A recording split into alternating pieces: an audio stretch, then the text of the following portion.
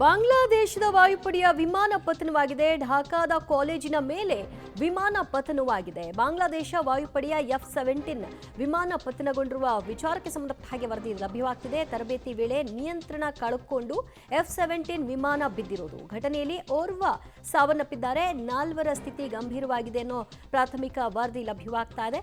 ಬಾಂಗ್ಲಾದೇಶದಲ್ಲಿ ವಾಯುಪಡೆ ವಿಮಾನ ಪತನವಾದಂತಹ ವಿಚಾರಕ್ಕೆ ಸಂಬಂಧಪಟ್ಟ ಹಾಗೆ ಅಪ್ಡೇಟ್ಸ್ ಲಭ್ಯವಾಗ್ತಾ ಇದ್ದು ಢಾಕಾದ ಕಾಲೇಜಿನ ಮೇಲೆ ಬಿದ್ದಿದೆ. ಬಿದ್ದ ಪರಿಣಾಮವಾಗಿ ಓರ್ವ ಸ್ಟೂಡೆಂಟ್ ಸಾವನ್ನಪ್ಪಿದ್ದಾರೆ.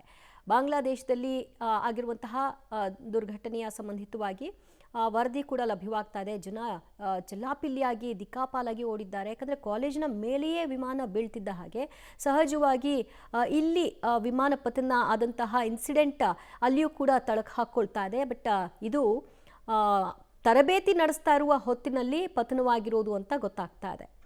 ತರಬೇತಿ ವೇಳೆ ನಿಯಂತ್ರಣ ಕಳ್ಕೊಂಡು F-17 ವಿಮಾನ ನೆಲಕ್ಕಪ್ಪಳಿಸ್ತು.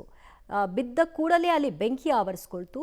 ಕ್ವಿಕ್ಕಾಗಿ ಅಲ್ಲಿ ಬೆಂಕಿ ನಂದಿಸುವ ಕೆಲಸವನ್ನು ಮಾಡಲಾಯಿತು ಮತ್ತು ಅದರಲ್ಲಿ ಯಾರ್ಯಾರು ಇದ್ದರೂ ಆ ಕಾಲೇಜ್ನಲ್ಲಿ ಆ ಸ್ಟೂಡೆಂಟ್ಸ್ನೆಲ್ಲ ಹೊರಕ್ಕೆ ಕರ್ಕೊಂಡು ಬರಲಾಯಿತು.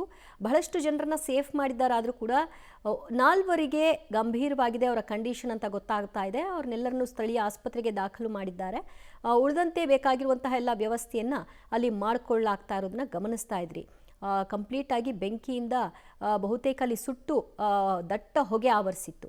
ಆ ಹೊಗೆಯನ್ನು ಮತ್ತು ಆ ಬೆಂಕಿಯನ್ನು ನಂದಿಸುವ ಕೆಲಸವನ್ನು ಮಾಡಲಾಯಿತು. ಒಂದಷ್ಟು ಹೊತ್ತು ಉಸಿರಾಡೋಕ್ಕೂ ಕೂಡ ಕಷ್ಟವಾದಂತಹ ಸನ್ನಿವೇಶ ಅಲ್ಲಿ ನಿರ್ಮಾಣವಾಗಿದ್ದು ಸುಳ್ಳಲ್ಲ. ಬಾಂಗ್ಲಾದೇಶದ ವಾಯುಪಡೆಯ ವಿಮಾನ ಪತನವಾಗಿದೆ. ಅದು ಅಭ್ಯಾಸ ಸಂದರ್ಭದಲ್ಲಿ ಆಗಿರುವಂತಹ ಘಟನೆ. ಢಾಕಾದ ಕಾಲೇಜಿನ ಮೇಲೆ ಬಿದ್ದಿತ್ತು. ಆ ಕಾಲೇಜಿನಲ್ಲಿ ಎಷ್ಟು ಸ್ಟೂಡೆಂಟ್ಸ್ ಇದ್ದರು, ಆ ಕಾಲೇಜಿನ ಬಿಲ್ಡಿಂಗ್ಗೆ ಯಾವ ರೀತಿಯಾದಂತಹ ಡ್ಯಾಮೇಜ್ ಆಗಿದೆ, ಎಲ್ಲ ಮಾಹಿತಿಗಳು ಇನ್ನಷ್ಟೇ ಬರಬೇಕಿದೆ.